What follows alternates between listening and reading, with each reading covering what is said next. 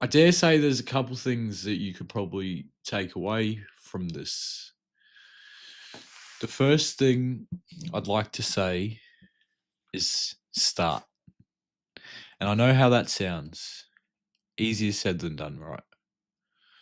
But you know how you start? You want to break down the first step. The first step. What's the first step? So, say for example, looking for a new job. What's the first step? Well, you got to dust off the old resume, isn't it? Maybe the first step's not even changing the old resume. It's just getting it out. That's the first step. That's you telling yourself you've started the process, you've started the journey. And how easy was that? Do you see what I mean? All right. The first step. How else can we talk about this one? The gym. The gym. So lots of us find it very hard to stay consistent with the gym. How do we break this one down? How? We go for 5 minutes. That sounds ludicrous, right? But after a week of going for 5 minutes, 5 minutes is easy. All of a sudden it's 10, then it's 15, then it's half a decent workout. And, and please, lots of people get decent workouts done in 30 minutes. I tell you right now, I get me a decent workout in 30 minutes. But do you see what I'm saying? Because with that first step, if if you're consistent and you show up every day, you can turn that into a small win once the brain's primed, right? Once the brain understands that that's something easy. Wake up, go to the gym, 5 minutes. That's all you got to do. But you got to show up every single day. You got to show that consistency, and that can be very hard. And see that, and that's why I was talking about before. We've got to stop making excuses, because you can't be consistent and disciplined, which ties into the consistency, because it's a natural result of the consistency. You can't be consistent and make excuses, because it's your life. Who are you making excuses to? Yourself at the end of the day. Even when you're voicing it to other people, you're making excuses for yourself, to yourself.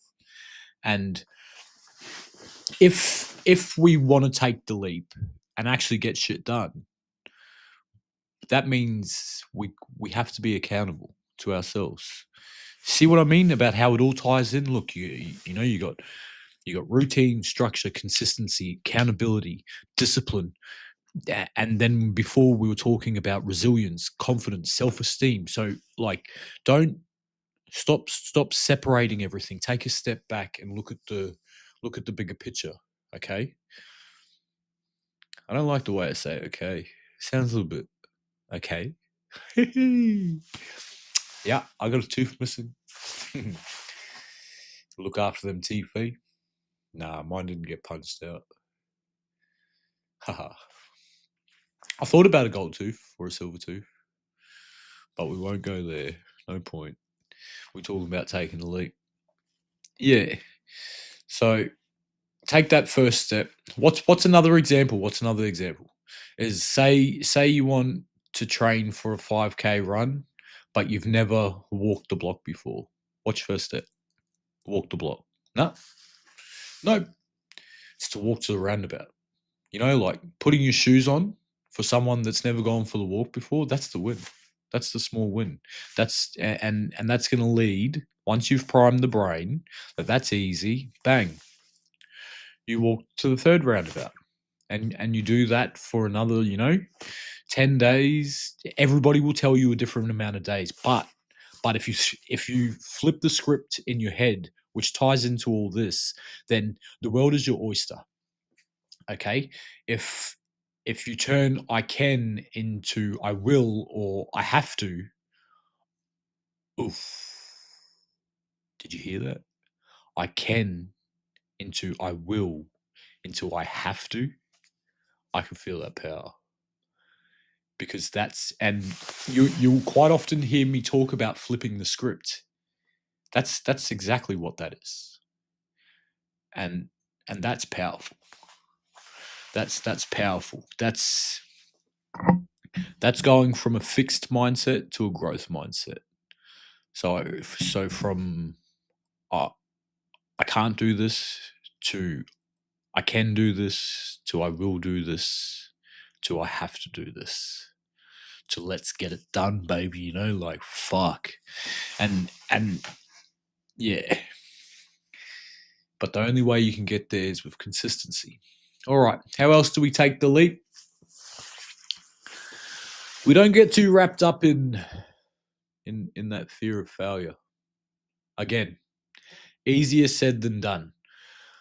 But you know something about failure? You learn from it. What do you learn from success? To be an asshole, to buy a nice car. What do you learn from buying a nice car? That's just a machine.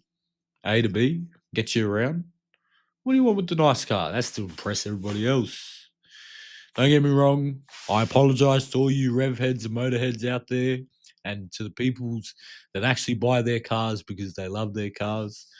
But even then, for me, it's a machine. But I was just saying to the brother Tim the other day, as when I was outside having a smoke, that the only thing that would break my heart if it was stolen is my writing. Oof. That would shatter me. That'd be heartbreaking. All right, where was I?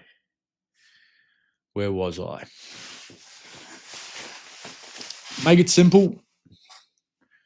Break it down. Control what you can control and focus on the little things. Because the little things, if you can do these little things right, when you step back and you see the bigger picture, it's going to seem so much easier. You know why? Because the little things are what overwhelm us in the heat of the moment. But if you're prepared and you have them little things done, oof, because they're your controllables, right? Everything else is going to hit you. Everything else is going to hit you. I'll be honest, lost my train of thought, but it came back. Ooh. And you know what it came back to? Failure. Sorry about that. Because we're going to lead into the next episode with why we're so scared of failure. But I'm saying, what do we learn from success? And obviously, I was talking about the cars and like all that stuff. Success. It's a funny word. It's a funny word. I don't like how I explained my horseman philosophy either. So it's because I always write it down. And I know that's completely off topic, but that's how I roll. That's how my brain goes. Bear with me, come with me, walk with me. Let's walk in greatness. See what I mean? Yeah, so failure. What does it teach us? So much. So much. It teaches us everything. What happens before you get to success? You fail and you fail and you fail and you fail and then you fail some more and feel so shit. But think about it, I love how we underscore the level of dedication, commitment, and hard work from those that we admire. From athletes to artists to, if you love the politicians, ain't nobody love politicians. Not even the politically active people. Even they get sick of the politicians. Right. But we're not going to get into that one. Not right now, anyway. But yeah, failure. We got to walk straight into it. We got to flip the script, and we got to tell ourselves we want to fail. What the fuck? What are you talking about, Z? Yeah, I get it. And yes, I talk about myself in the third person. It's actually pretty powerful. Not when it makes you lose your train of thought, but failure. Walking head on into it, flipping the script. Oh, you see it come back very nicely there. Flip the script. All right. Tell yourself you want to fail. Tell yourself you want to make mistakes. You know what else you have to tell yourself? You're not going to make the same mistake again. And sometimes you will make it twice. Don't beat yourself up, but make sure you don't make it a third time because that's unacceptable. That's unacceptable. We're adults. We don't get the cop out. We don't get the cop out. That's what we've got to tell ourselves. That's how we stop making excuses. That's how we hold ourselves accountable. Well, let's not talk too much about the fear of failure. Otherwise, we won't have a next episode. That's not what we want because I know you're enjoying this shit. I'm enjoying this shit. You know? Break down, make it simple.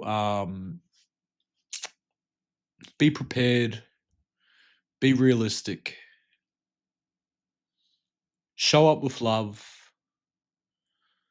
Let go of the ego. That's why you're scared of the failure. And that's why we're scared of taking the leap. So how do we take the leap? Resilience. We need resilience. That builds the confidence and the self-esteem. The confidence and the self-esteem, that leads to the first step. And we've got to make it a priority. It's got to be our end all be all. We've got to give a fuck about it. Like the reason I got anxiety before I did this podcast is because I give fucks about it. I want to send that beautiful love out into the world to you beautiful peoples. And I want to do it in a way that's, I don't know, wholesome, as Brother Bryce would say. Wholesome. I want you to feel that love. You feel that love? I reckon you can. And I want you to run with that love. I know I've got off topic here, but like I want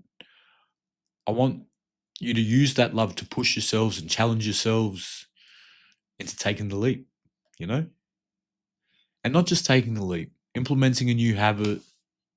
Don't start a whole new routine. Do one thing at a time. Same thing with taking the leap. It's like a merry-go-round. We just go round, round, round, and it all applies to each other. It all applies to each other. We're going to start wrapping up the show. I'd just like to give thanks, all you beautiful peoples that took the time to listen, to watch, to like, to subscribe. Make sure. Just fuck with this. Not too fussed. If one person watches this, blessing.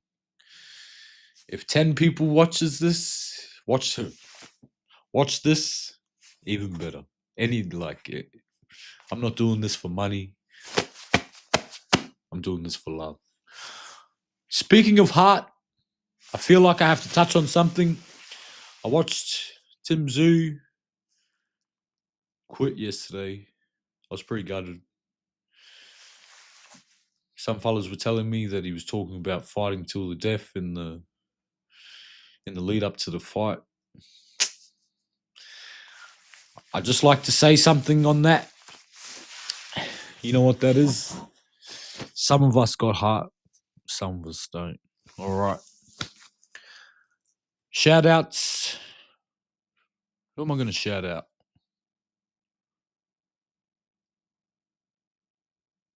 Who am I going to shout out?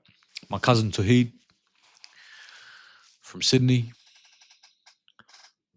He's a real estate agent. Nah, I'm just fucking with you. But he is a real estate agent. He's awesome, man. You could call him the black sheep of the family. And he's doing his best to be his best, to do good, to be good, to just do better, to send that love out. Love you, cuz. You're a good man. Send my salam in regards to the family. I hope you watch this one as well, which means you have to watch the second one. Make sure you subscribe. Yeah. I like to shout out people. I like to lift people up. I just think there's lots of power in it, in that motivation. I love pushing people. I love pushing people. I love pushing myself. Love it. I like how this episode went. I know we went a little bit over time, but we were having fun, you know. Too much too much but I reckon I did better looking at the camera. So we're gonna finish with a poem. Need my phone for that one. All right. Just gonna pick a random one for you. Okay, let's go. I know I should have picked a one. Oh, I got one for you fellas. Lots of my poems have no names, so if you'd like to name the poems, please don't hold back. All right. I don't read what I write very often. And I dare say now that we're doing the podcast, I'm going to be reading what I've been writing, which is beautiful because I want to reinforce the notions in my head, right? All right, here goes. Are you ready? It's crazy what can grow when a good idea meets greatness, and it all starts to flow. See, that's called compound effect. All it needs is a nudge here and a prod there infused with just a little intellect.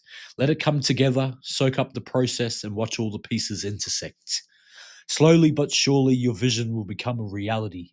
And all of a sudden, before your eyes, a growing community. Together we rise. No more drama, no more sadness in our eyes.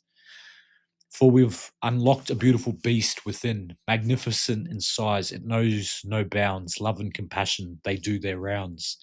That beast is awakened and it knows no limits. There's no need to grimace, bask in the energy. Don't worry about your legacy. We are all but a speck of dust. Sometimes you just have to trust. Keep the faith in the end. It's all about the long game. Surely, but slowly, it will never be the same. Beautiful peoples. Love you, fellas, eh? Have a blessed day, blessed evening, wherever you're at. Cheers!